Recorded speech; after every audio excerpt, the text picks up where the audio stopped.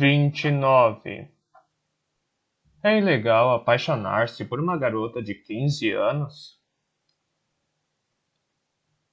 Eu gostaria de lhe ensinar a escrever, Marcos. Não para que você saiba escrever, mas para que se torne um escritor. Porque escrever livros não é nada. Todo mundo sabe escrever, mas nem todo mundo é escritor. E como vou saber que sou escritor, Harry? Ninguém sabe que é escritor. São os outros que nos dizem isso. Todos os que se lembram de Nola dizem que ela era uma garota. Todos os que se lembram de Nola dizem que ela era uma garota maravilhosa, daquelas que ficam grávidas na nossa daquelas que ficam gravadas na nossa memória, delicada e solista, multitalentosa e radiante, parecia ter aquela alegria de viver inigualável, capaz de iluminar os piores dias de chuva. Aos sábados trabalhava no Clark's, saracoteava entre as mesas, ligeira, fazendo dançar nos ares seu cabelo louro e encacheado. Tinha sempre uma palavra gentil para cada freguês. Não se via ninguém além dela.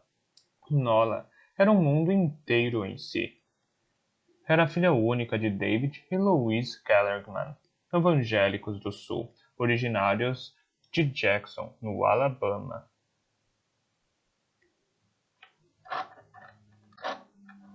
onde ela também nasceu em 12 de abril de 1960.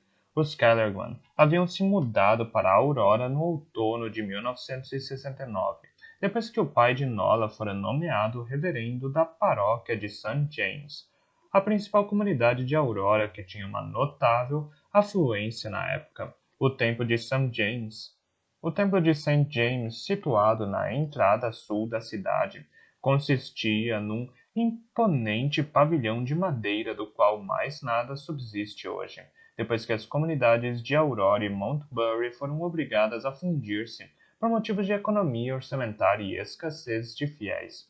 No lugar, há agora um McDonald's. Assim que chegaram, os Kellerman foram morar numa bela casa térrea, propriedade da paróquia situada na Terrace Avenue 245. Tudo indica ter sido pela janela de seu quarto que 6 anos mais tarde, Nola se volatizou na natureza, num sábado, 30 de agosto de 1975. Essas descrições estiveram entre as primeiras que ouvi dos fregueses do Clarks, aonde fui na manhã seguinte ao dia em que cheguei a Aurora. Eu acordara espontaneamente ao amanhecer, atormentado pela desagradável sensação de não ter muita certeza do que estava fazendo ali. Após correr na praia, alimentar as gaivotas e começar a me indagar se eu viera a New Hampshire unicamente para distribuir pão dormido a aves marinhas. Tinha um encontro com Benjamin Roth para irmos visitar Harry em Concord às 11 horas. Nesse meio tempo, como não queria ficar sozinho, fui comer panquecas no Clark's. Quando eu era estudante e dormia em sua casa, Harry costumava me arrastar para lá às primeiras horas do dia. Me acordava antes do nascer do sol, sacudindo-me sem cerimônia e dizendo que estava na hora de vestir meu moletom. Depois descíamos para a beira do mar para correr e praticar boxe. Quando ele arrefecia um pouco, passava a dar uma de treinador. Interrompia seu esforço supostamente para corrigir meus gestos e posturas, mas sei que o que queria mesmo era recuperar o fôlego. Enquanto fazíamos exercícios e dávamos sprints, percorríamos os poucos quilômetros de praia que ligavam Goose Cove à Aurora. Voltávamos em seguida pelos rochedos de Grand Beach, e atravessávamos a cidade ainda adormecida. Na rua principal, mergulhada na escuridão, percebíamos de longe a luz agressiva que jorrava pela sacada envidraçada do diner. O único estabelecimento a abrir tão cedo, no interior reinava uma calma absoluta. Os raros fregueses eram caminhoneiros ou trabalhadores rurais que engoliam seu café da manhã em silêncio. Como fundo musical, ouvia-se o rádio, sempre sintonizado num programa de notícias e cujo volume, excessivamente baixo, não nos permitia compreender todas as palavras do locutor. Nas manhãs de muito calor, o ventilador pendurado chicoteava o ar num rangido metálico, fazendo dançar a poeira em torno das luminárias. Nós nos sentávamos à mesa 17 e Jenny logo aparecia para nos servir um café. sempre abria para mim um sorriso de uma doçura quase maternal. Dizia, coitadinho do Marcos, você o força a sair da cama de madrugada, não é? Ele faz isso desde que o conheço. E ríamos. Porém, nesse 17 de junho de 2008, apesar de ser de manhã cedo, o Clarks já estava às voltas com uma grande agitação. Todo mundo só falava do caso e, quando entrei, os fregueses de sempre que me conheciam me cercaram para perguntar se era verdade, se Harry tivera um relacionamento com Nola e se matara. E se a matara? A ela e a Deborah Cooper. Eu me esquivei das perguntas e fui me sentar à mesa 17, que estava livre. Descobri então que a placa em homenagem a Harry tinha sido retirada. No lugar, havia apenas os dois buracos dos parafusos na madeira da mesa e a marca do metal que descascara o verniz. Jenny veio servir café e me cumprimentou educadamente. Tinha o semblante triste. Vai ficar na casa do Harry? Perguntou ela. Acho que sim. Você tirou a placa? Tirei. Por quê? Ele escreveu aquele livro para uma criança, Marcos. Para uma criança de 15 anos. Não posso deixar a placa aí. É um amor nojento. Acho que é mais complicado que isso. Eu acho que você não devia se intrometer nesse caso, Marcos. O melhor que tem a fazer é voltar para Nova York e ficar longe de toda essa história. Pedi panquecas e salsichas. Um exemplar manchado de gordura do Aurora Star estava jogado na mesa. Na primeira página, uma imensa foto de Harry em seu auge, com um ar respeitável, o olhar penetrante e seguro de si. Logo abaixo, uma imagem de sua entrada na sala de audiência do Tribunal de Justiça de Concord, algemado, humilhado, o cabelo desalinhado, os traços marcados, a aparência desfigurada. No detalhe, um retrato de Nola e outro de Deborah Cooper, e a manchete. Harry Cabot está mesmo envolvido? Ernest Pincus chegou pouco depois de mim e veio se sentar à minha mesa com sua xícara de chá. Vi você na televisão ontem à noite, disse ele. Você se mudou para cá? É, talvez. Para fazer o quê? Não faço ideia. Por Harry. Ele é inocente, não é? Não consigo acreditar que tenha feito uma coisa dessas. Não faz sentido. Não sei mais, Ern. A meu pedido, ele contou sobre como a polícia, dias antes, havia desenterrado o cadáver de Nola em Goose Cove, a 1 metro de profundidade. Naquela quinta-feira, todo mundo em Aurora fora alertado pelas sirenes dos carros de polícia, que haviam afluído de todo o condado, desde patrulhas rodoviárias a veículos descaracterizados do Departamento de Homicídios, incluindo um furgão da Polícia Técnica. Quando soubemos que poderia ser o cadáver de Nola Kellerman, explicou Pincus, foi um choque para todo mundo. Ninguém podia acreditar. Nesse tempo todo, aquela menininha estava bem ali, à vista de todos. Quer dizer, quantas vezes estive na casa de Harry, naquela varanda, tomando um scotch?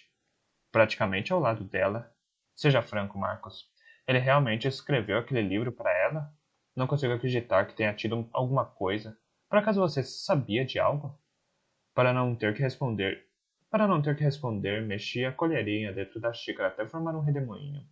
E disse: há um grande mal-entendido, Ern. Pouco depois, Travis Down, chefe da polícia de Aurora e, a propósito, marido de Jenny, juntou-se a nós à mesa. Ele fazia parte daquele grupo que eu conhecia desde sempre em Aurora. Um homem pacato na casa dos 60 anos, grisalho, o tipo de policial do interior de boa cepa, que não assustava mais ninguém fazia muito tempo. Sinto muito, meu velho, disse ele, cumprimentando-me. Por quê? Por essa história que estourou. Sei que você é muito próximo de Harry. Não deve ser fácil para você. Travis era a primeira pessoa a se preocupar com o que eu podia estar sentindo. Concordei com a cabeça e perguntei. Por que, desde que vim aqui, nunca ouvi falar de Nola Kellerman? Porque até encontramos o corpo dela em Goose Cove. Essa era uma velha história, daquelas que não gostamos de lembrar. Travis, o que aconteceu em 30 de agosto de 1975? O que aconteceu com essa Deborah Cooper? Negócio bárbaro, Marcos. Muito brabo. Que assisti de camarote, pois eu estava de plantão nesse dia. Na época, eu era um simples agente. Fui eu quem recebia a ligação da central. Deborah Cooper era uma senhora boa e amável que desde a morte do marido morava sozinha numa casa isolada perto da mata de Side Creek. Sabe onde fica Side Creek? É onde começa a floresta, a 3 quilômetros depois de Goose Cove. Lembro-me perfeitamente da Sra. Cooper. Nessa época, fazia pouco tempo que eu estava na polícia, mas ela ligava com certa regularidade, sobretudo à noite, para comunicar barulhos suspeitos nos arredores da casa. Ela morria de medo, naquela grande cabana no limiar da floresta, e precisava de que alguém fosse tranquilizá-la de vez em quando. Todas as vezes desculpava-se pelo incômodo e oferecia bolo e café aos agentes que tinham ido até lá, e no dia seguinte ia à delegacia nos levar um agrado. Uma senhorinha legal, no fim das contas, do tipo a quem você presta favores espontaneamente. Resumindo, naquele 30 de agosto de 1975, a senhora Cooper discou o número de emergência da polícia e declarou ter visto uma garota sendo perseguida por um homem na floresta. Eu era o único agente em patrulha em Aurora e fui imediatamente à casa dela. Era a primeira vez que ela ligava a luz do dia. Quando eu cheguei, ela estava me esperando na frente de casa. Disse: Travis, você não vai achar que estou maluca, mas dessa vez juro que vi algo de estranho. Fui dar uma olhada na beira da floresta onde ela tinha visto a garota e encontrei um pedaço de tecido vermelho. Na mesma hora achei que devia levar o caso a sério e então avisei o chefe Pratt, o chefe da polícia de Aurora na época. Ele estava de folga, mas veio imediatamente. A floresta é imensa e éramos apenas dois para entrar e procurar. Nós nos embrenhamos na mata. Cerca de 1,5 km depois encontramos vestígios de sangue, fios de cabelo louro, outros farrapos de tecido vermelho. Não tivemos tempo de confabular, porque nesse instante ouvimos um tiro vindo da casa de Deborah Cooper. Corremos para lá e acabamos encontrando a Sra. Cooper na cozinha, ensopada de sangue. Em seguida, soubemos que ela tinha acabado de telefonar para a central avisando que a garota que vira pouco antes viera refugiar-se na casa dela. A garota foi na casa dela? Isso mesmo. Enquanto estávamos na floresta, ela tinha reaparecido, sangrando, procurando ajuda. Porém, quando chegamos, afora o cadáver da Sra. Cooper, não havia mais ninguém na casa. Coisa de maluco. E essa garota era Nola? Indaguei. Era. Não levou muito tempo até entendermos isso. Primeiro, o pai dela ligou, um pouco mais tarde, para notificar seu desaparecimento, e depois descobrimos que Deborah Cooper havia ligado mais uma vez para a central e identificado Nola. O que aconteceu em seguida? Após a segunda ligação da Sra. Cooper, unidades da região já estavam a caminho. Ao chegar ao limite da floresta de Side Creek, um auxiliar do xerife notou um Chevrolet Monte Carlo preto fugindo na direção norte. Começamos uma perseguição, mas por causa das barreiras o veículo escapou. Passamos as semanas seguintes procurando Nola. Reviramos toda a região. Quem poderia imaginar que ela estava em Goose Cove, na casa de Harry Cabot? Todos os indivíduos sugeriam que estava provavelmente em algum lugar na floresta.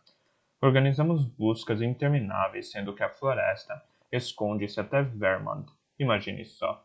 Nunca encontramos o carro, nem a garota. Se tivéssemos condições, teríamos parado o país inteiro, mas fomos obrigados a interromper as buscas 3 semanas depois, desolados, pois os parasitas da polícia estadual afirmaram que eram dispendiosos demais e o resultado muito incerto. Tinha algum suspeito na época? Ele hesitou por um instante e respondeu. Isso nunca foi oficial, mas havia Harry. Tínhamos nossas razões. Quer dizer, 3 meses depois de ele chegar à Aurora, a garota desaparece. Estranha coincidência, não acha? E o principal, qual era o carro que ele dirigia na época? Um Chevrolet Monte Carlo preto. Mas não tínhamos provas o suficiente contra ele. No fundo, esse original é a prova que procurávamos 30 anos atrás. Não acredito nisso. Harry não. E além do mais, por que ele deixaria uma evidência tão comprometedora junto ao corpo? E por que mandaria os jardineiros cavarem justamente o local onde teria enterrado o cadáver? As coisas não estão batendo. Travis deu de ombros. Acredite em minha experiência de policial. Nunca sabemos do que as pessoas são capazes. Ainda mais as que julgamos conhecer melhor. Com essas palavras, Travis se levantou e me cumprimentou educadamente. Se eu puder fazer alguma coisa por você, não hesite em me falar, ofereceu ele, antes de ir embora. Ernie, que acompanhara a conversa sem intervir, repetiu, incrédulo. E essa agora? Nunca soube que a polícia tinha suspeitado de Harry. Não respondi. Contentei-me em arrancar a primeira página do jornal para levá-la comigo, e embora ainda fosse cedo, segui para Concord. A penitenciária estadual masculina de New Hampshire fica na North State Street 281, ao norte da cidade de Concord. Para chegar lá, partindo de Aurora, basta sair da Autoestrada 93, logo após o Shopping Capitol. pegar a North Street até a esquina do Holiday Inn e seguir reto por uns 10 minutos, depois de passar pelo cemitério de Blossom Hill e por um pequeno lago em forma de ferradura próximo ao rio. O caminho segue margeando uma série de grades de ferro e arame farpado que não deixam dúvida quanto ao que é aquele lugar. Uma placa oficial indica o presídio um pouco adiante e avistamos então pavilhões austeros de tijolos vermelhos, protegidos por um espesso muro circundante, depois os portões de ferro da entrada principal, bem de frente do outro lado da estrada, a uma concessionária de automóveis. Roth me esperava no estacionamento fumando um cigarro barato. Sua expressão estava serena. À guisa de cumprimento, premiou-me com um tapa no ombro, como se fôssemos velhos amigos. Primeira vez numa prisão? Perguntou ele. É sim. Tente relaxar. Quem disse que não estou relaxado?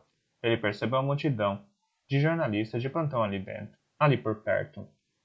Estão em toda parte, comentou Roth.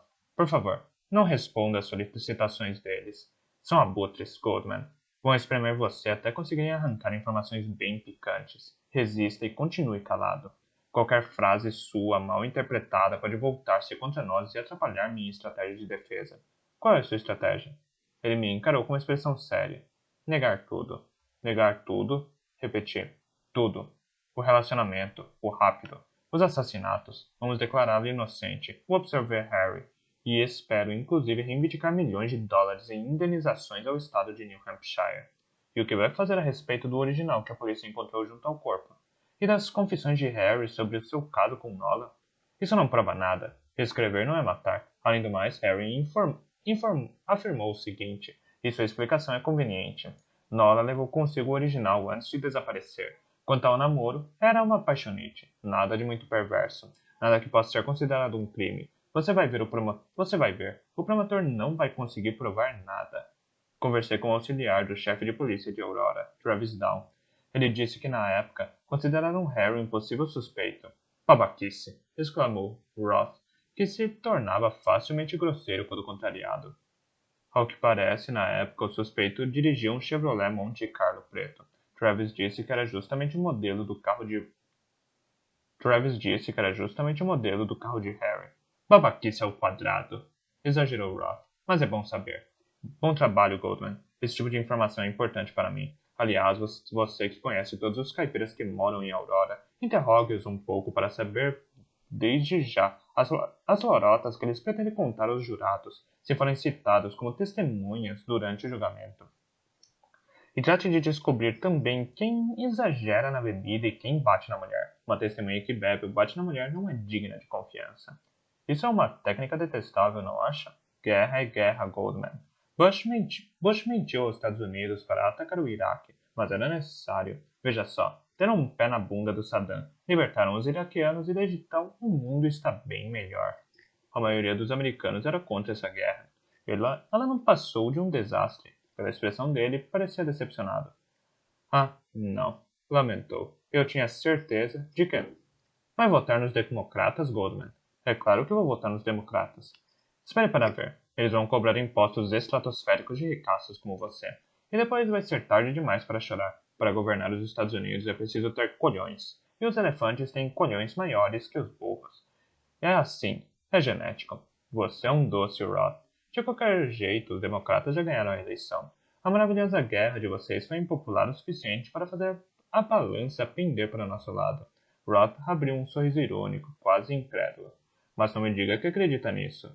Uma mulher e um negro, Goldman. Uma mulher e um negro. Fala sério, você é um rapaz inteligente. Vamos ser realistas. Quem elegerá um negro ou uma mulher para liderar o país? Transforme isso num livro, numa bela história de ficção científica. Na próxima vez vai ser o quê? Uma lésbica porto-riquenha e o cacique de uma tribo indígena?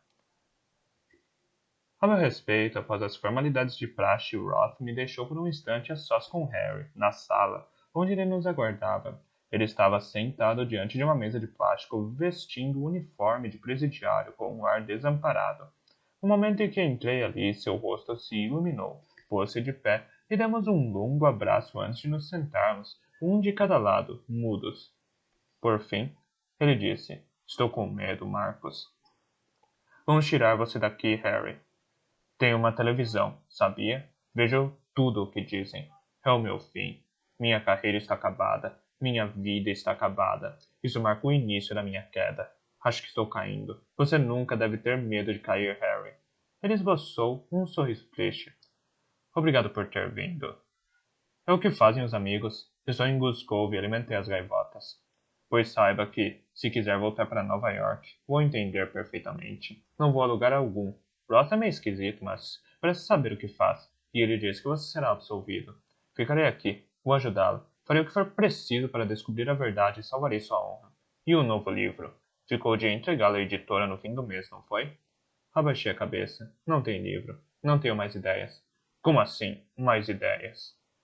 Não respondi e mudei de assunto, puxando do bolso a página de jornal que peguei no Clarks algumas horas antes. Harry, intimei-o. Eu preciso entender. Preciso saber a verdade. Não consigo tirar da cabeça o que você falou outro dia ao telefone. Você se perguntava o que havia feito com Nola. Foi no calor do momento, Marcos. Eu tinha acabado de ser detido pela polícia. Tinha direito a um telefonema e você foi a única pessoa que me ocorreu avisar. Não avisar que eu havia sido preso, mas que ela estava morta, porque você era o único que sabia de Nola, e porque eu precisava dividir minha dor com alguém. Durante todos esses anos, alimentei a esperança de que ela estivesse viva, em algum lugar, mas estava morta desde o início. Estava morta, e eu me sentia culpado por isso, pelos mais diversos motivos, culpado por não ter sabido protegê-la, talvez. Mas nunca lhe fiz mal. Juro que sou inocente de tudo o que está me acusando. Eu acredito em você. O que disse aos policiais? A verdade. Que eu era inocente. Por que eu mandaria plantar flores naquele lugar, hein? É totalmente ridículo. Disse também que não sabia como aquele jornal tinha ido parar lá, mas que eles precisavam saber que eu escrevi aquele romance para Nola, e que era sobre ela antes do desaparecimento, que Nola e eu estávamos apaixonados, que tivemos um relacionamento no verão anterior e que, dele, eu extraíra um romance, do qual tinha na época duas versões, uma delas a primeira manuscrita, a outra o original datilografado. Nola se interessou muito pelo que eu escrevia, inclusive me ajudava a passar a limpo. E um dia não encontrei mais a versão datilografada. Isso foi no final de agosto, imediatamente antes do desaparecimento dela. Supus que Nola o tivesse levado para ler. Às vezes ela fazia isso. Lia meus textos e depois dava sua opinião. Levava sem pedir autorização, mas dessa vez não tive como lhe perguntar se pegar o texto, porque ela desapareceu logo depois. Fiquei só com um exemplar manuscrito. Esse romance era as origens do mal, que meses depois fez o sucesso todo que você já sabe. Então, você realmente escreveu esse livro para Nola? Escrevi.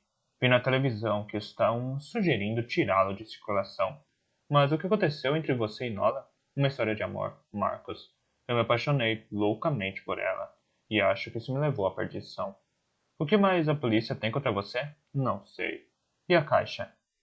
Onde está aquela caixa com a carta e as fotos? Não encontrei na sua casa.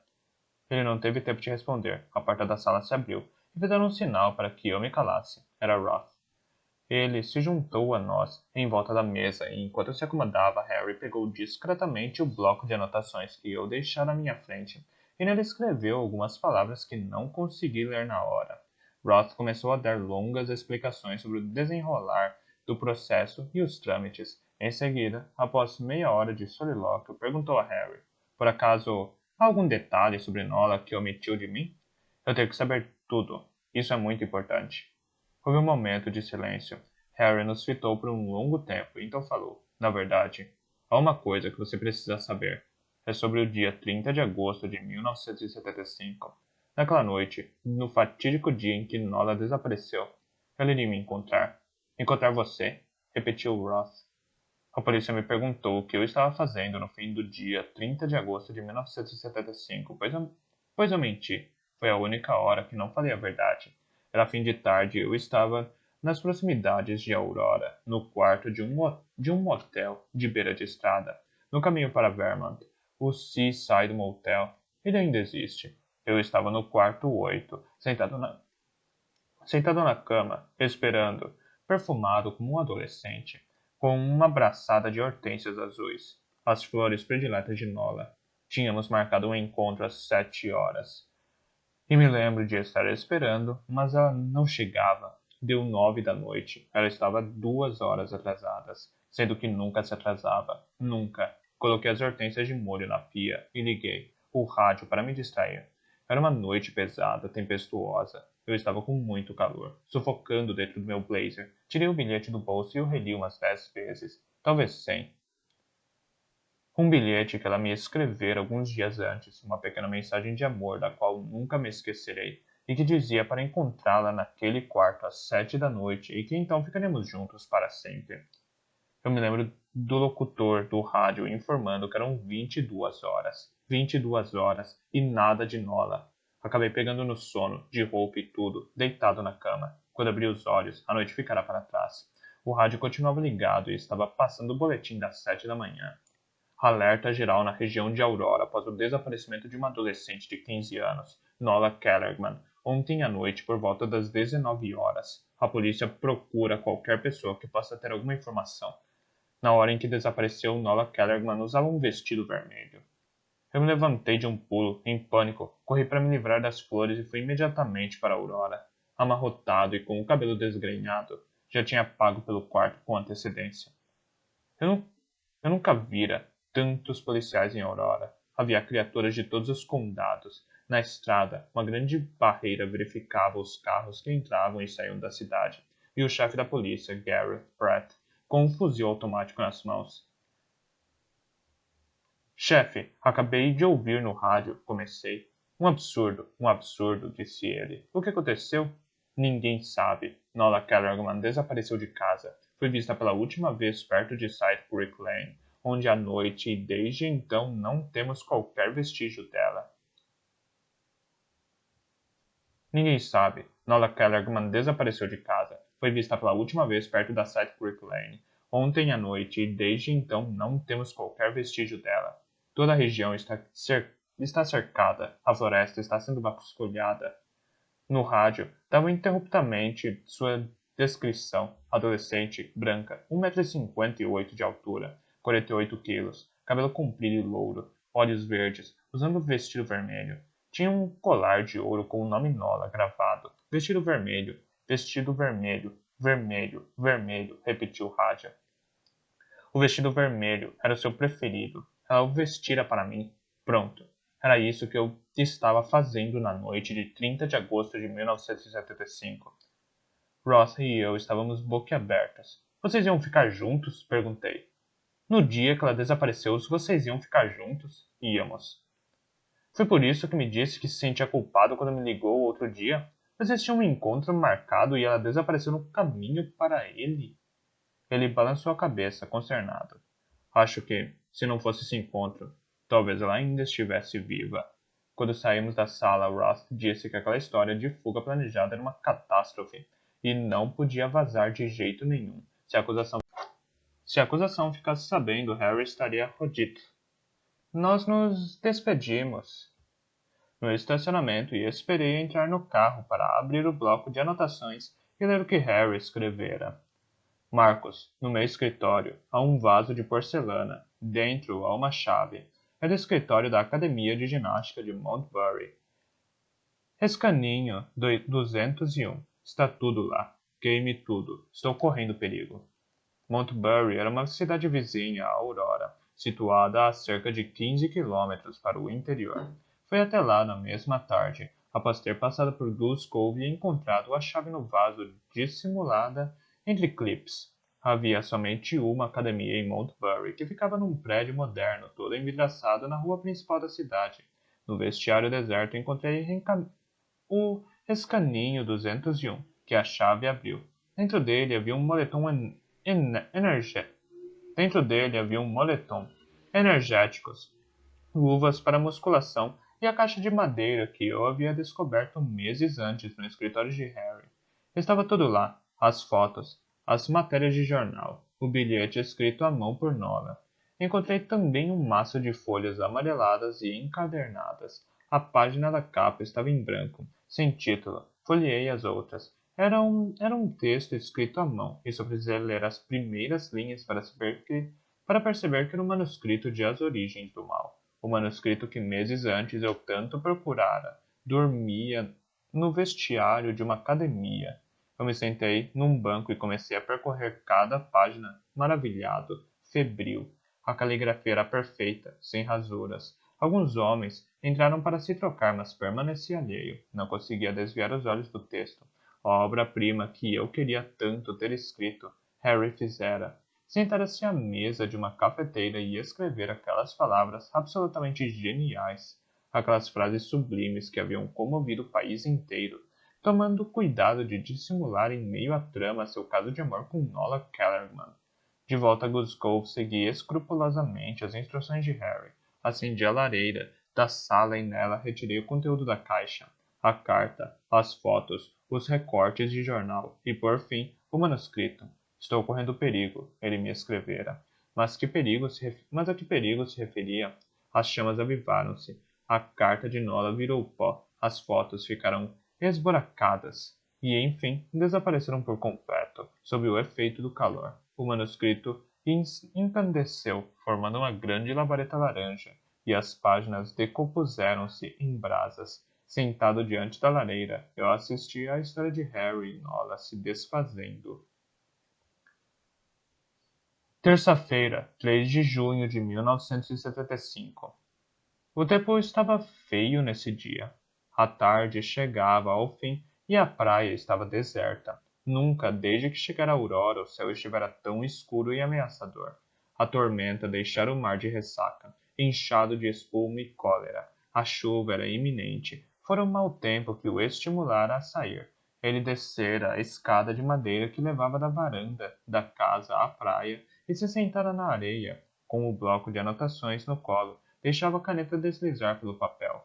A tempestade iminente o inspirava. Ideias para um grande romance fervilhavam, naquelas últimas semanas, até que tivera várias boas ideias para o seu novo livro, mas nenhuma frutificara. Mal as começara ou mal as terminara. Os primeiros pingos caíram do céu, bem esporádicos no início. Depois, subitamente despencou um aguaceiro. Ele quis fugir, procurar um abrigo, mas foi então que a viu. Ela caminhava, descalça, sandálias na mão, na beirinha d'água, dançando debaixo da chuva e brincando com as ondas. Ele ficou estupefato e fascinado. E contemplou-a. Ela acompanhava o desenho dos vai-vens das águas, tomando cuidado para não molhar a barra do vestido. Momentaneamente distraída, deixou a água subir até seus tornozelos e, assustada, começou a rir. Adentrou um pouco mais o mar cinzento, rodopiando e oferecendo-se à imensidão. Parecia que o mundo era todo seu. Em seu cabelo louro, balançando pelo vento, um prendedor amarelo em forma de flor impedia as mechas de lhe fustigarem o rosto. O céu despejava agora torrentes de água. Quando se deu conta da presença dele, a uns 10 metros, ela ficou imóvel, incomodada com o flagrante. Exclamou: Sinto muito, não tinha visto o senhor. Ele sentiu o coração acelerar. Para início de conversa, não peça desculpas. Respondeu ele. Continue, por favor, continue. É a primeira vez que vejo alguém apreciar tanto a chuva. Ela estava radiante. Gosta também? Perguntou ela, entusiasmada. Do quê? Da chuva. Não, na verdade, detesto. Ela abriu um sorriso magnífico. Como é possível alguém detestar a chuva? Nunca vi algo tão bonito. Olhe, olhe! Ele ergueu a cabeça e a água correu por seus olhos. Harry viu milhões de traços estriando a paisagem e girou ao redor de si. Ele fez a mesma coisa. Riram. Estavam encharcados. Acabaram indo se abrigar sob as colunas da varanda. Ele tirou do bolso um maço de cigarros parcialmente poupado pelo dilúvio e acendeu um. Posso fumar também? Pediu ela. Ele estendeu-lhe o maço e a menina se serviu. Ele estava encantado. O senhor é escritor? Perguntou ela. Sou. Veio de Nova York? Isso. Queria lhe fazer uma pergunta. Por que deixou Nova York e veio para esse fim de mundo? Ele abriu um sorriso. Estava com vontade de mudar de ares. Eu gostaria tanto de conhecer Nova York, disse ela. Lá eu caminharia durante horas e assistiria a todos os espetáculos da Broadway. Já me vejo como uma estrela. Uma estrela em Nova York? Desculpe, interrompeu Harry. Mas, será que já não nos conhecemos? Ela riu novamente, aquela risada aquela risada deliciosa. Não, mas todo mundo sabe quem é o senhor. É o escritor. Bem-vindo à Aurora, cavalheiro. Eu me chamo Nola Kellerman. Harry Cabot. Eu sei, todo mundo sabe, já disse. Ele estendeu a mão para cumprimentá-la, mas ela se apoiou no braço dele e, erguendo-se na ponta dos pés, deu um beijo em sua bochecha. Preciso ir. Não vá dizer por aí que eu fumo, hein? Não, prometo. Até logo, senhor escritor. Espero vê-lo de novo. E desapareceu, na chuva inclemente. Harry ficara completamente transtornado. Quem era aquela garota? Seu coração batia forte. Deixou-se ficar imóvel por um longo tempo na varanda até escurecer. Não sentia mais a chuva nem a noite. Perguntava-se que idade ela devia ter. Era muito jovem, sabia disso, mas tinha sido conquistado. Ela ateara fogo em sua alma. Foi a ligação de Douglas que o trouxe de volta à realidade. 2 horas haviam se passado. Já anoitecia. Na lareira só restavam brasas. Todo mundo só fala em você, disse Douglas. Ninguém entende o que foi fazer em New Hampshire. Estão achando que está começando a maior burrice da sua vida. Todo mundo sabe que Harry e eu somos amigos. Não posso ficar de braços cruzados. Mas esse caso é diferente, Mark. Essa história dos assassinatos. O tal do livro. Acho que não percebeu a dimensão do escândalo. Barnaby está furioso. Desconfia de que você não tem um novo romance a apresentar. Para ele, você foi se esconder em New Hampshire. E ele não está errado. Hoje é dia 17 de junho, Mark. O prazo se esgota em 13 dias. Daqui a 13 dias você estará acabado. E acha que eu não sei disso? Pelo amor de Deus, foi para isso que me ligou? Para me lembrar da minha situação? Não. Liguei porque acho que tive uma ideia. Uma ideia? Pode falar. Escreva um livro sobre o caso Harry Cabot. O quê? Não. Nem pensar. Não vou construir minha carreira nas costas de Harry. Por que nas costas? Não falou que queria defendê-lo?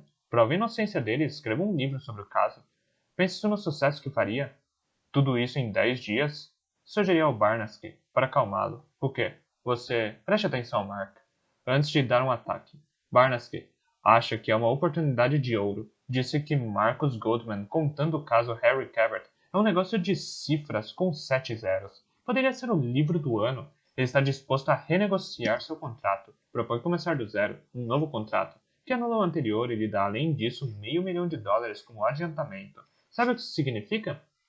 O que aquilo significava é que escrever aquele livro daria um gás à minha carreira. Seria com certeza um best-seller, um sucesso garantido, representando por conseguinte uma montanha de dinheiro. Por que Barnaby faria isso por mim? Ele não está fazendo isso por você. Está fazendo isso por si mesmo. Mark, você não tem noção. Todo mundo só fala nesse caso. Um livro como esse é um golpe do século. Acho que não. Acho que não sou capaz disso. Não sei mais escrever. Não sei nem se soube escrever um dia. E investigar. É tarefa da polícia. Não sei fazer isso. Douglas continuou insistindo. Mark, é a oportunidade da sua vida. Vou pensar nisso. Vou pensar no caso. Quando você fala assim, é porque não vai pensar coisa nenhuma. Esta última frase acabou fazendo nós dois rirmos. Ele conhecia bem. Ele me conhecia bem. Doug, é contra a lei se apaixonar por uma garota de 15 anos? É. Como pode ter tanta certeza? Eu não tenho certeza de nada. E o que é o amor? Mark, tenha piedade. Não me venha com esse papo filosófico agora. Mas, Douglas, ele a amou. Harry se apaixonou perdidamente por essa garota. Ele me contou hoje na prisão. Estava na praia, na frente de casa, quando a viu e se apaixonou. Por que ela e não outra? Não sei, Mark.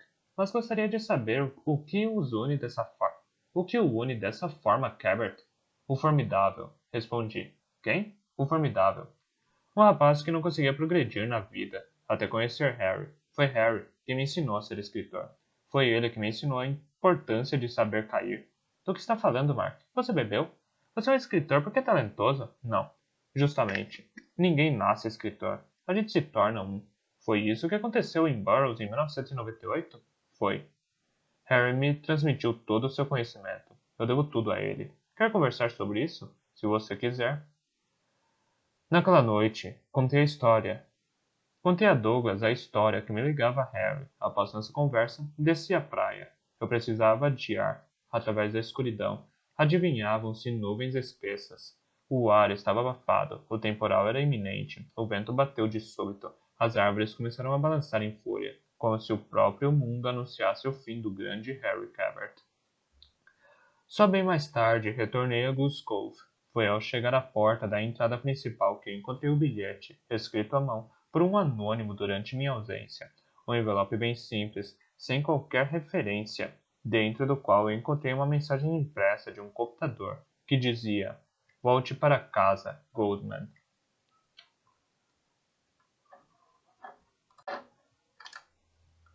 28. A importância de saber cair. Universidade de Burroughs, Massachusetts, 1998-2003. Harry, de todos os seus ensinamentos, se tivesse que escolher apenas um, qual seria? Devolvo a pergunta. Para mim, seria a importância de saber cair. Concordo plenamente. A vida é uma longa queda, Marcos. O mais importante é saber cair. O ano de 1998, além de ter sido marcado pelas grandes geadas que paralisaram o norte dos Estados Unidos e parte do Canadá, deixando milhões de infelizes no escuro por vários dias, foi também o ano em que conheci Harry Cabot. Naquele outono, ao sair do Felton, passei a frequentar o campus da Universidade de Burroughs, uma mistura de edifícios pré-fabricados e prédios vitorianos cercados por vastos gramados magnificamente bem cuidados. Designaram-me um quarto na ala leste dos dormitórios que eu dividia com um simpático magricela de Idaho chamado Jared, um belo negro de óculos que abandonaram a família intrusiva e visivelmente assustado com sua nova liberdade. Me perguntava sempre se podia fazer as coisas. Posso sair para comprar uma coca? Posso voltar para o campus depois das 10 da noite? Posso guardar comida no quarto? Posso faltar à aula se estiver doente? Eu lhe respondia que desde a 13ª emenda que abolira a escravidão ele podia fazer tudo o que quisesse, o que o deixava extasiado. Jared tinha duas obsessões: estudar e telefonar para a mãe para lhe dizer que estava tudo bem. De minha parte, eu só tinha uma: me tornar um escritor famoso. Passava meu tempo escrevendo contos para a revista da universidade, mas esta só publicava um em cada dois, e nas páginas ruins, as dos encartes publicitários das empresas locais que não interessavam a ninguém: Gráfica, Lucas, Cisternas, Forsters, Cabeleireiro François ou ainda Julie Roux Flores. Eu achava aquela situação totalmente escandalosa e injusta. Para falar a verdade, quando eu cheguei ao campus, me vi obrigado a enfrentar um concorrente de peso. Dominic Reinhardt, um aluno do terceiro ano dotado de talento excepcional para escrever e ao lado de quem eu não passava de uma pálida figura. Ele tinha direito a todas as honras da revista e sempre que um número era lançado, eu me surpreendia ao ouvir na biblioteca os comentários dos alunos que o admiravam. O único a me apoiar de maneira indefectível era Jared. Lia meus contos com paixão quando eles saíam da minha impressora e os relia quando eram publicados na revista. Eu sempre lhe dava um exemplar, mas ele insistia em depositar na redação da revista os $2 que ela custava e que ele próprio ganhava tão arduamente trabalhando na equipe de faxina da universidade durante os finais de semana. Acho que sentia uma admiração sem limites por mim. Ele me dizia: "Você é um sujeito incrível, Marcos. O que está fazendo num buraco como Burroughs, Massachusetts, hein?" Em uma noite de verânico, fomos nos deitar no gramado do campus para tomar cerveja e contemplar o céu. Jared começou perguntando se podíamos beber cerveja nas dependências do campus. Depois perguntou se tínhamos permissão para frequentar o gramado à noite. Depois, avistou uma estrela cadente e exclamou: "Faça um pedido! Marcos, faça um pedido!" "Desejo que a gente seja bem-sucedido", falei. "O que gostaria de fazer na vida, Jared?" "Eu só queria ser alguém decente, Mark. E você?" "Eu gostaria de me tornar um grande escritor, vender milhões e milhões de livros." Ele regalou bem os olhos e vi suas órbitas luzindo feito duas luas na noite. Tenho certeza de que vai conseguir, Mark. Você é um camarada incrível." E então, me ocorreu que uma estrela cadente era uma estrela que até podia ser bonita, mas tinha medo de brilhar, e fugia para o mais longe possível, um pouco como eu. Às quintas-feiras, Jared e eu nunca perdíamos a aula de um dos personagens centrais da universidade, o escritor Harry Cabot. Era por seu carisma e personalidade um homem impressionante, um professor fora do comum, adulado pelos alunos e respeitado pelos colegas. Fizesse chuva ou sol em Burroughs, todo mundo o escutava e respeitava suas opiniões, não somente por ele ser Harry Cabot, ou Harry Cabot, praticamente uma instituição, mas porque ele se impunha por sua grande estatura, sua elegância natural e sua voz ao mesmo tempo quente e troante. Nos corredores da universidade, nas aleias do campo, todos o cumprimentavam quando ele passava. Sua popularidade era imensa. Todos os estudantes eram gratos por ele doar seu tempo a uma universidade tão pequena, conscientes de que lhe bastaria um simples telefonema para que fosse nomeado para as cátedras mais prestigiosas de todo o país. Ele era, além disso, o único de todo o corpo docente a dar aulas no grande anfiteatro, normalmente reservado a cerimônias de entrega de diplomas ou peças teatrais. No ano de 1998 foi também o ano do caso Levinsky, o ano do boquete presidencial, durante o qual os Estados Unidos descobriram, horrorizados, a infiltração da sacanagem nas mais altas esferas do país e viram o respeitável presidente Clinton compelido a uma sessão de contrição perante todo o país por ter sido chupado em suas partes íntimas por uma estagiária devotada. Como toda boa fofoca, o episódio estava na boca de todos. Não rolava outro assunto no campus, e nos perguntávamos, com o coração na boca, o destino do nosso querido presidente. Uma manhã de quinta-feira, no final de outubro, Harry Cabot começou sua aula da seguinte forma: Senhoras e senhores, estamos todos muito agitados com o que está acontecendo agora em Washington, não é? O caso Levinsky. Imaginem que desde George Washington em toda a história dos Estados Unidos na América, duas razões puseram ponto final a um mandato presidencial: ser um crápula notório como Richard Nixon ou a morte. E até hoje, 9 presidentes viram seu mandato ser interrompido por uma dessas duas causas. Nixon renunciou e os outros 8 morreram, sendo que a metade foi assassinada. Mas então surge uma terceira causa que poderia ser acrescentada a essa lista: o sexo oral, o boquete, o chupa-chupa, a mamada. E todos se perguntam, se nosso poderoso presidente, quando está com as calças no joelho, continua sendo nosso presidente. Pois essa é a paixão dos Estados Unidos: as histórias sexuais, as histórias moralistas. Os Estados Unidos são um paraíso do pau. E vocês verão daqui a alguns anos que ninguém se lembrará mais que o Sr. Clinton reergueu nossa economia desastrosa, governou com esperteza, com uma maioria republicana no Senado, ou fez Rabin e Arafat apertarem as mãos. Só que todos se lembrarão Só que o que todos se lembrarão será o caso Levinsky, pois os boquetes, senhoras e senhores, ficam gravados na memória.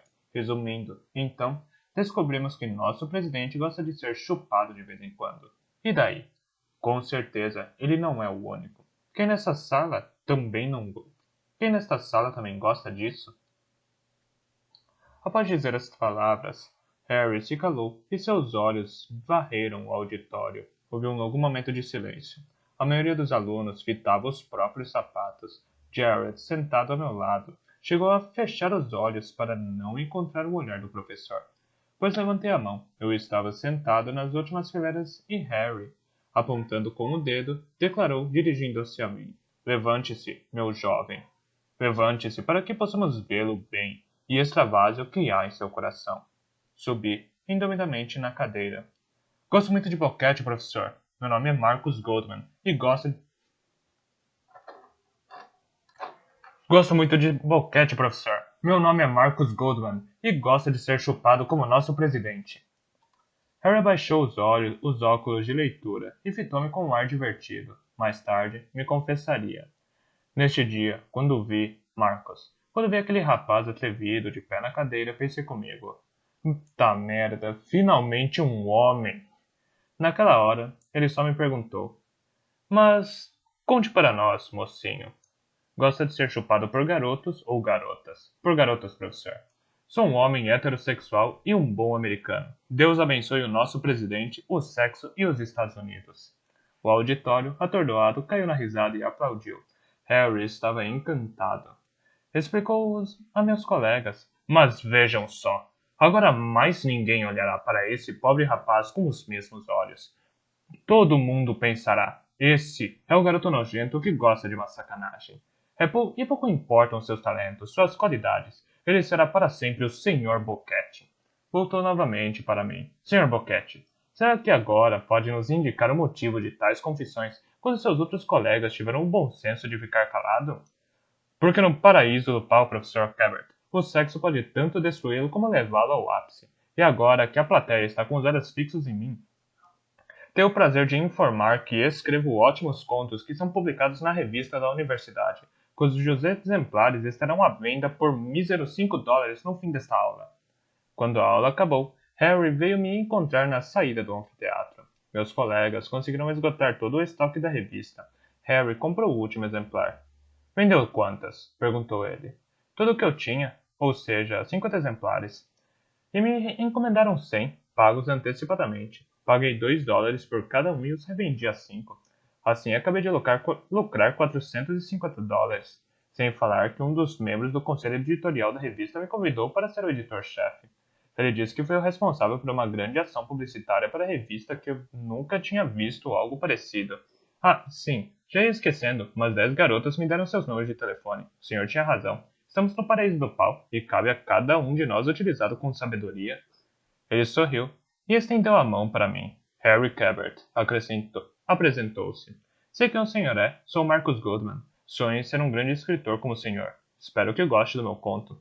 Trocamos um forte aperto de mão, e ele me dirigiu as seguintes palavras. Caro Marcus, não resta dúvida alguma de que você vai longe. Para ser sincero, nesse dia não fui além do escritório do decano do Departamento de Letras, Dustin Parkle, que, irritadíssimo, havia me chamado para uma conversa. Mocinho, grunhiu ele com voz exaltada e anasalada enquanto se agarrava aos braços da poltrona. Por acaso no dia de hoje, em pleno anfiteatro, proferiu frase de cunho pornográfico? Pornográfico não. Não fez, diante de 300 colegas seus, apologia de sexo oral? Falei em boquete, senhor, efetivamente.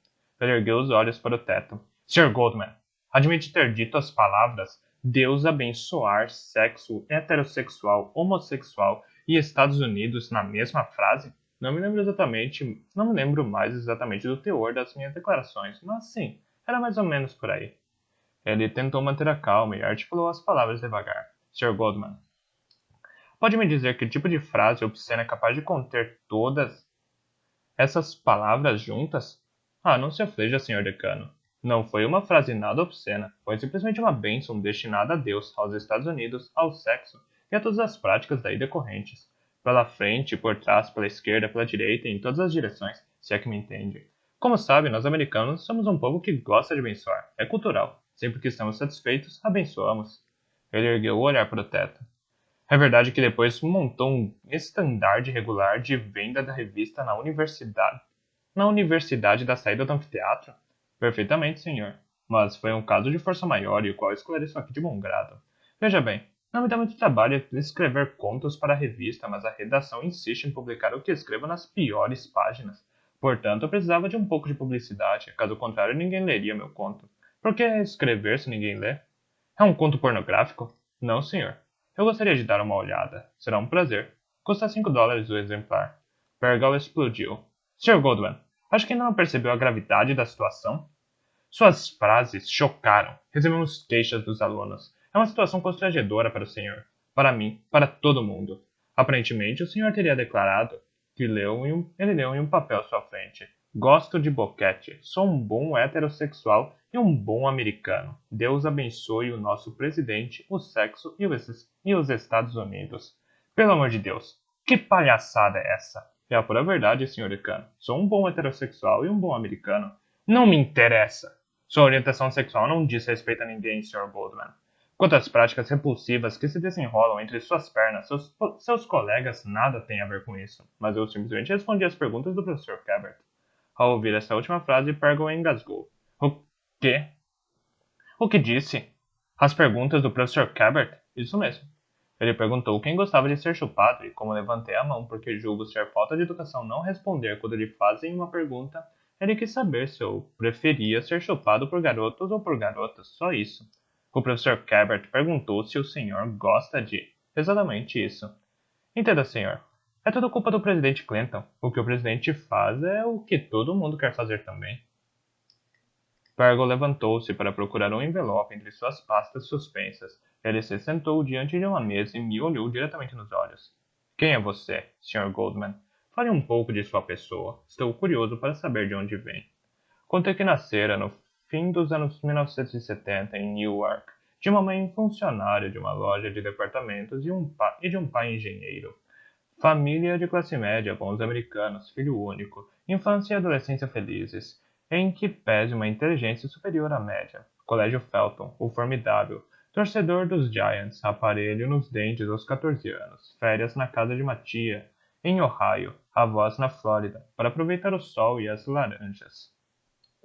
Nada além do muito normal, nenhuma alergia, nenhuma doença digna de ser assinalada. Intoxicação alimentar com frango durante um acampamento de férias com os escoteiros aos 8 anos.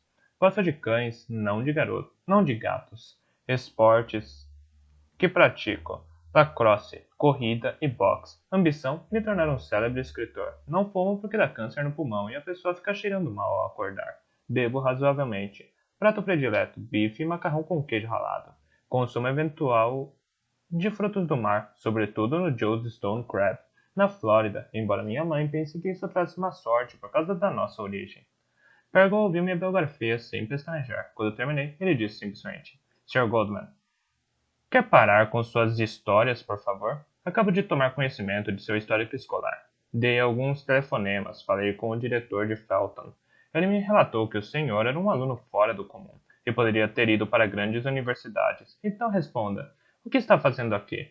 Não entendi, senhor decano. Sr. Goldman, quem prefere Burroughs, podendo escolher Harvard ou Yale?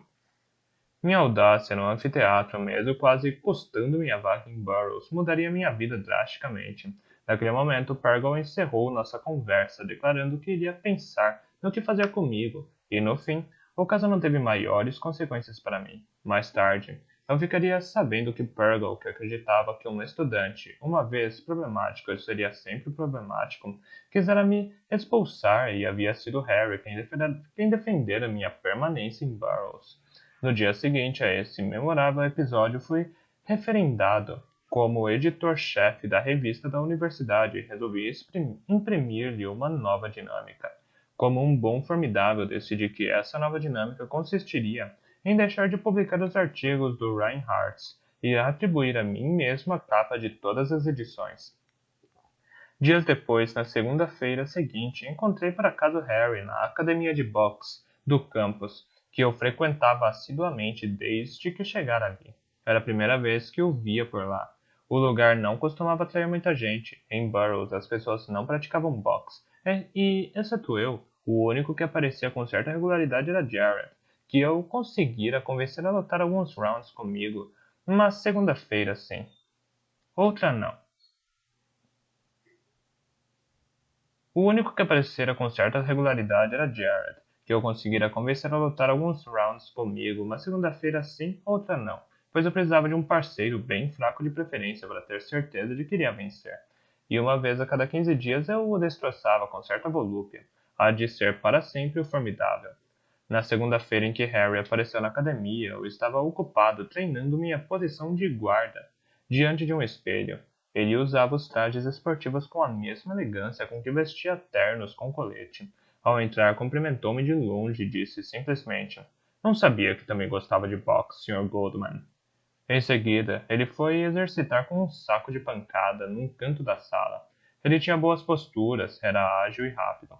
Eu estava morrendo de vontade de ir falar com ele e contar-lhe que depois de sua aula, eu fora chamado por Pergal para conversar com ele sobre boquetes e liberdade de expressão, dizer que eu era o novo editor-chefe da redação da revista da universidade e como o admirava, mas estava impressionado demais para ousar abordá-lo. Ele voltou à academia na outra segunda-feira, quando assistiu à demolição bimensal de Jared. Nas cordas do ringue, ficou me observando com interesse enquanto eu aplicava uma sova sem piedade em meu colega, e depois do combate disse que eu era um bom pugilista, que ele mesmo tinha vontade de se dedicar seriamente ao boxe para manter a forma e que meus conselhos seriam bem-vindos. Embora tivesse 50 e poucos anos, dava para perceber sob sua camiseta folgada que tinha um físico amplo e musculoso. Ele batia nos sacos com destreza, tinha uma boa base, o jogo de pernas era um pouco lento, mas estável.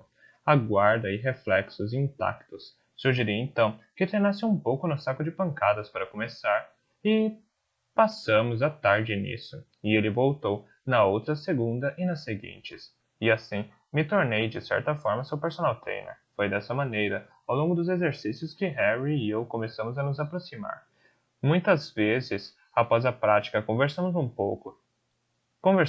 pouco, sentados um ao lado do outro nos bancos de madeira do vestiário, enquanto secávamos o suor. Ao fim de algumas semanas, chegou o temido instante em que Harry quis subir ao ringue para 3 assaltos comigo, e é evidente que não ousei atingi-lo, mas ele não se fez de rogado e me desferiu algumas direitas bem sonoras no queixo, jogando-me diversas vezes na lona.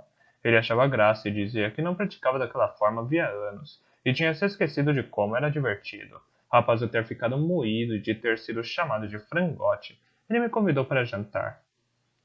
Levei-o a uma lanchonete frequentada pelos estudantes numa rua animada de Burroughs, e comendo hambúrgueres, exudando gordura, falamos de livros e do ofício de escrever.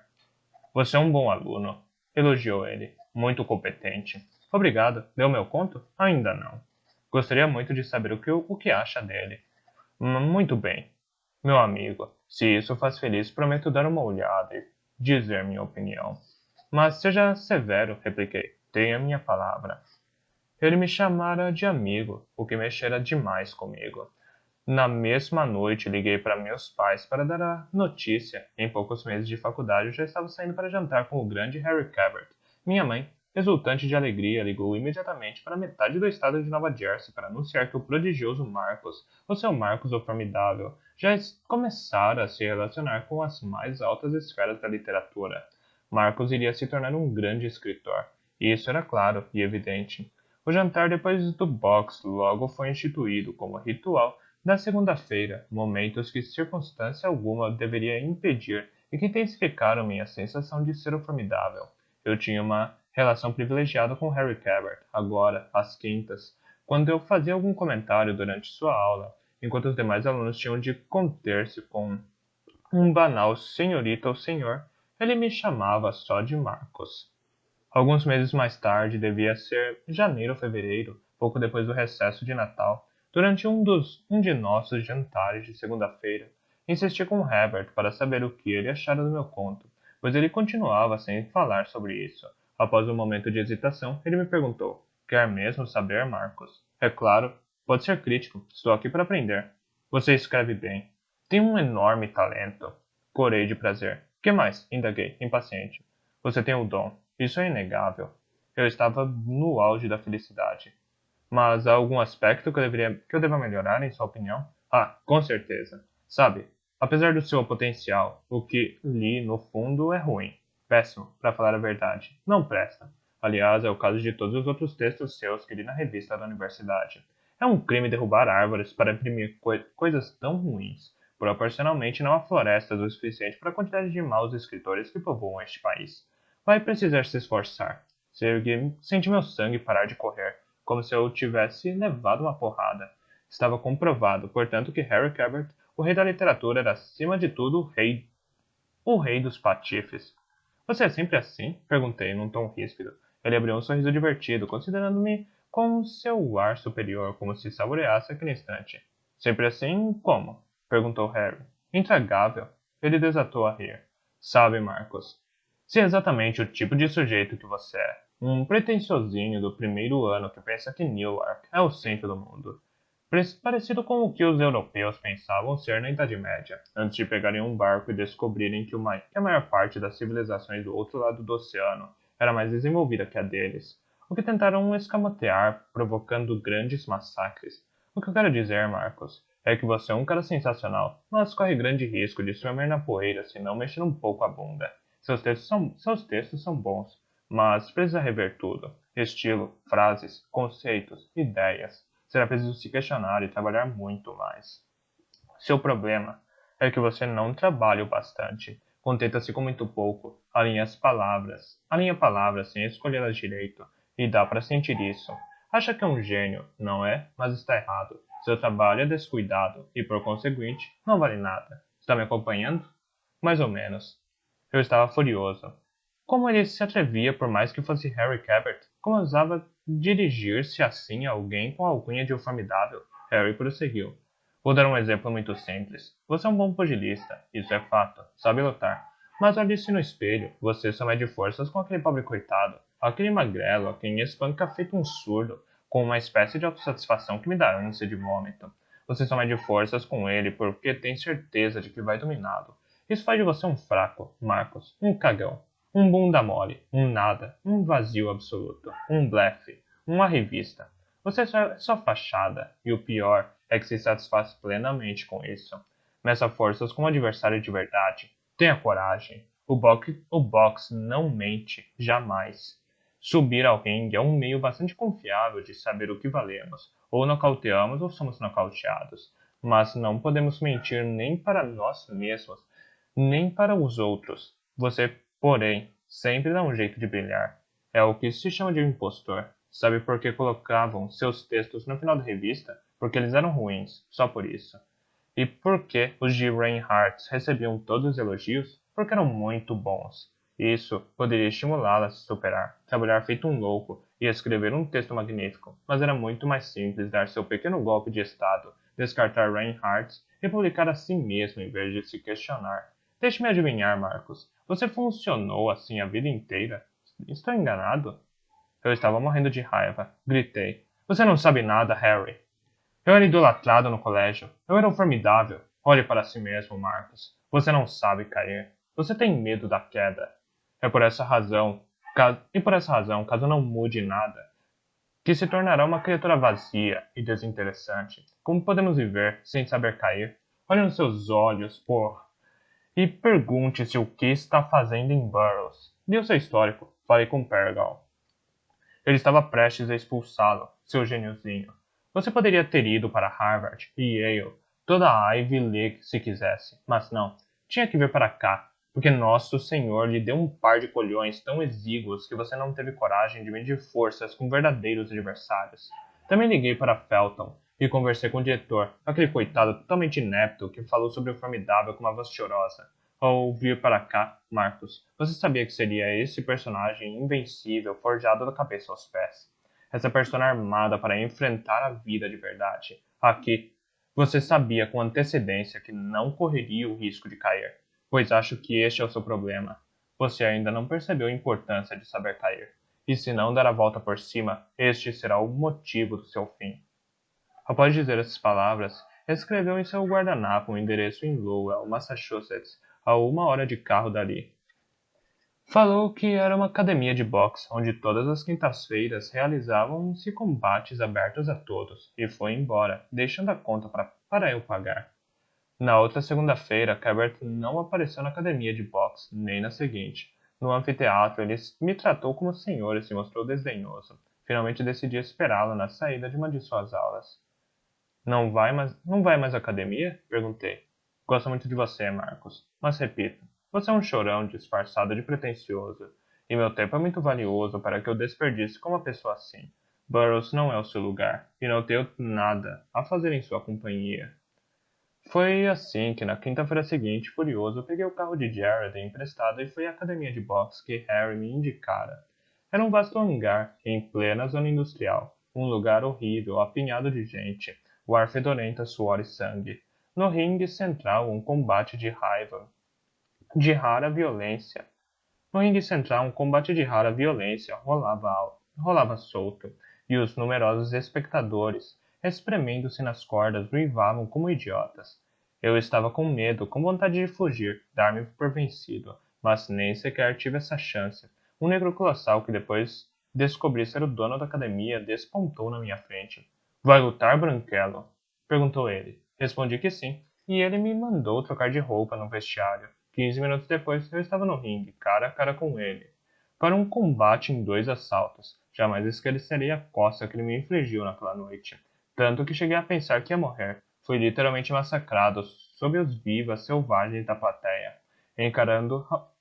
encantada ao ver o estudante Mauricinho e Branquela de Newark ser amarrotado. Apesar do meu estado por uma questão de orgulho e honra pessoal, resisti até o fim do tempo regulamentar, esperando o toque final do gongo, para desmoronar na lona, nocauteado. Quando voltei a abrir os olhos, completamente grogue, mas agradecendo aos céus por não ter morrido, vi Harry debruçado em cima de mim, com uma esponja e água. Harry, o que está fazendo aqui? Ele estancou deliberadamente o sangue na minha cara. Estava sorrindo.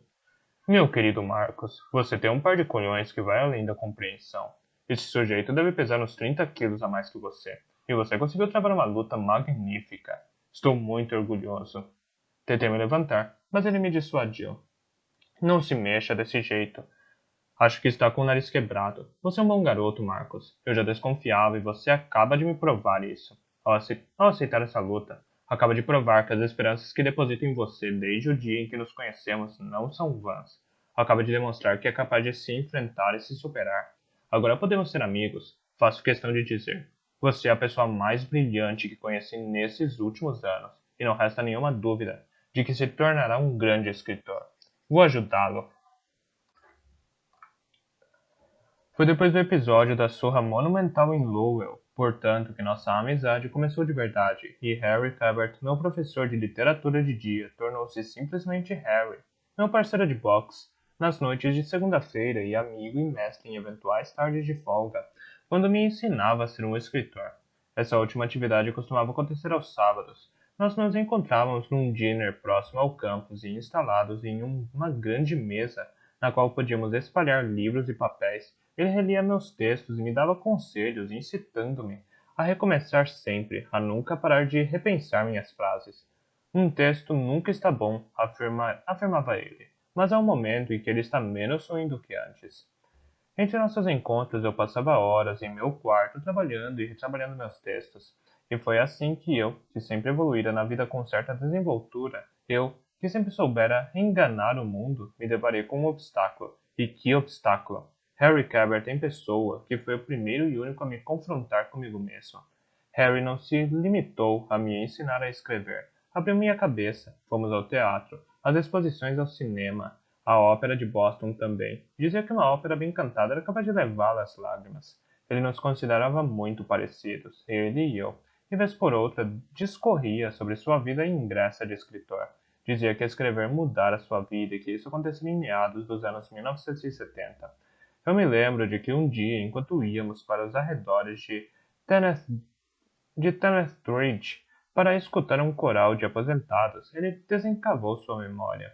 Nascera em 1941 em Benton, no estado de Nova Jersey, filho único de mãe secretária e pai médico. Pelo visto, foi uma criança plenamente feliz, não tendo muito o que contar de seus anos de juventude. A meu ver, sua história começava efetivamente no final dos anos 1960, quando, após terminar a faculdade de letras na Universidade de Nova York, arranjou um emprego de professor de literatura no colégio do Queens. Porém, logo sentiu-se tolhido em sala de aula. Só tinha um sonho, que acalentava desde sempre, o de escrever. Em 1972, publicou seu primeiro romance, no qual depositara uma grande expectativa, mas não fez o sucesso que esperava. Decidiu então transpor uma nova etapa. Um dia, ele me explicou. Retirei todas as economias do banco e me joguei. Disse a mim mesmo que era hora de escrever um livro excepcional e saí à procura de um lugar no litoral para passar alguns meses tranquilos e poder trabalhar em paz. Achei uma casa em Aurora. Soube na mesma hora que era a casa adequada. Deixei Nova York no final de maio de 1975 e me instalei em New Hampshire, mas nunca mais sair. O livro que escrevi naquele verão me abriu as portas para a glória. Pois então, Marcos, foi nesse ano, quando me mudei para Aurora, que escrevi As Origens do Mal. Com os direitos autorais, comprei a casa, onde continuo morando. É um lugar sensacional. Você tem que ver. Precisa dar uma passada lá. Fui pela primeira vez a Aurora no início de janeiro de 2000, durante o recesso universitário do Natal. Nessa época fazia mais ou menos um ano e meio que Harry e eu nos conhecíamos. Lembro-me de que levei uma garrafa de vinho para ele e flores para sua mulher. Harry, ao ver o imenso buquê, me olhou com uma expressão maliciosa e falou: Flores? Está aí uma coisa interessante, Marcos. Precisa me confessar algo? São para sua mulher. Mulher? Mas eu não sou casado. Então me dei conta de que durante todo esse tempo, desde que nos conhecemos, nunca tínhamos falado de sua vida íntima. Não existia uma senhora Harry Cabot. Não existia uma senhora Harry Cabot. Não havia família Harry Cabot. Só havia Harry Cabot e mais ninguém. Harry, que ficava tão entediado em casa a ponto de fazer amizade com um de seus alunos. Entendi tudo ao ver sua geladeira. Pouco depois da minha chegada, quando estávamos na sala, um cômodo magnífico com paredes revestidas por madeira trabalhada e estantes, Harry me perguntou se eu queria beber alguma coisa. Limonada? Sugeriu ele. Seria ótimo. Há uma jarra na geladeira. Feita especialmente para você. Sirva-se. E me traga um copo também. Obrigado. Obedeci. Ao abrir a geladeira, vi que estava vazia. Dentro dela havia apenas uma mísera jarra de limonada preparada com carinho, com gelo em forma de estrelas, casca de limão e folhas de hortelã. Era a geladeira de um homem solitário. Sua geladeira está vazia, Harry. Falei, voltando para a sala. Ah, tenho mesmo que fazer compras. Sinto muito. Não estou acostumado a receber visitas. Mora sozinho aqui? Claro. Com quem mais iria morar?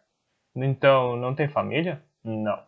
Mulher? Filhos? Nada. Uma namorada? Ele abriu um sorriso triste. Nenhuma namorada. Nada. Essa primeira temporada em Aurora me fez compreender que a imagem que eu tinha de Harry era incompleta. Sua casa à beira-mar era imensa, mas totalmente vazia. Harry L. Cabot, celebridade da literatura americana, professor respeitado, adulado pelos alunos, sedutor, carismático, elegante, praticante de boxe, intocável, tornava-se simplesmente Harry quando voltava para casa, em sua cidadezinha de New Hampshire. Um homem acuado, às vezes um pouco triste, que apreciava longos passeios pela praia e que levava muito a sério a atividade de distribuir pão dormido, que ele guardava numa lata com os dizeres lembrança de Rockland, Maine, as gaivotas. E eu me perguntava o que poderia ter acontecido na vida daquele homem para que ele acabasse assim. A solidão de Harry não teria me atormentado se nossa amizade não tivesse começado a suscitar boatos inevitáveis. Os demais alunos, notando que eu tinha uma relação privilegiada com ele, insinuaram que rolava entre nós dois um amor homossexual. Uma manhã de sábado, aborrecido com os comentários dos meus colegas, acabei perguntando a ele, a queima-roupa: Harry, por que continua tão sozinho? Ele balançou a cabeça e vi seus olhos brilharem. Está tentando me fazer falar de amor, Marcos. Mas o amor é algo complicado, muito complicado. É ao mesmo tempo a coisa mais extraordinária e a pior que pode acontecer. Você descobrirá isso um dia. O amor pode machucar muito, mas nem por isso deve ter medo de cair, muito menos de cair de amores, pois o amor, embora muito bonito, é igual a todas as outras coisas bonitas, nos deixa deslumbradas e ofusca nossos olhos. É por isso que costumamos chorar quando chega ao fim. A partir desse dia, comecei a visitar Harry em Aurora com certa regularidade. Às vezes eu saía de Burroughs só para passar o dia, outras vezes pernoitava lá. Harry me ensinava a ser escritor e eu fazia sentir-se menos só. E foi assim que durante os anos seguintes, até o fim de meu ciclo universitário, eu esbarrava em Burroughs com o grande escritor Harry Cabot e convivia em Aurora com simplesmente Harry, o homem solitário. No verão de 2003, após 5 anos em Burroughs, terminei minha graduação em literatura. No dia da entrega dos diplomas, após a cerimônia no grande anfiteatro, onde fiz meu discurso na qualidade de orador da turma e onde minha família e meus amigos vindos de Newark puderam constatar com emoção que eu continuava sendo o formidável, fui dar uma volta com Harry pelo campus. Circulamos sob os grandes plátanos, e nosso passeio aleatório levou-nos à academia de boxe. O sol estava forte, era um dia magnífico. Fizemos uma última peregrinação, em meio aos sacos de pancada e aos ringues. Foi aqui que tudo começou, disse Harry. O que vai fazer agora? Voltar para Nova York, escrever um livro, me tornar um escritor. Como você me ensinou a escrever um grande romance. Harry sorriu. Um grande romance? Seja paciente, Marcos. Você tem a vida inteira para isso. Voltará aqui de vez em quando, não é? Claro. Há sempre um lugar para você em Aurora. Eu sei, Harry. Obrigado. Ele me fitou e me segurou pelos ombros. Já faz quantos anos que nos conhecemos? Você mudou muito, virou homem. Estou ansioso para ler o seu primeiro livro. Nós nos encaramos demoradamente e ele acrescentou, no fundo, por que deseja escrever, Marcos? Não faço ideia. Isso não é resposta. Por que você escreve? Porque está no meu sangue. E porque, quando acordo de manhã, é a primeira coisa que me vem à cabeça. É tudo o que posso dizer. E você? Por que se tornou escritor, Harry? Porque escrever deu sentido à minha vida. Caso não tenha notado ainda, a vida de uma maneira geral. Não tem sentido. Caso não tenha notado ainda, a vida de uma maneira geral não tem sentido. A não ser que você se esforce para lhe dar e lute todos os dias para alcançar esse objetivo. Você tem talento, Marcos. Dê sentido à sua vida. Faça soprar o vento da vitória em seu nome. Ser escritor é estar vivo. E se eu não conseguir? Vai conseguir. Será difícil, mas vai conseguir. No dia em que escrever der sentido à sua vida, você terá se tornado um verdadeiro escritor. Mas até lá, o principal é não ter medo de cair. Foi o romance que escrevi durante os 2 anos seguintes que me impulsionou ao ápice. Várias editoras disputaram a compra do meu original, e finalmente, em 2005, assinei um contrato envolvendo uma bela quantia de dinheiro com a prestigiosa editora nova-iorquina Schmidt Hansen, cujo poderoso presidente Roy Barnasky, como clarividente homem de negócios, me fez assinar um contrato amplo, prevendo 5 livros. Desde o lançamento, no outono de 2006, o livro fez um imenso sucesso. O Formidável do Colégio Felton tornou-se um romancista célebre, e minha vida virou de cabeça para baixo. Eu estava com 28 anos e era rico, conhecido e talentoso. Estava longe de desconfiar que a lição de Harry só estava começando.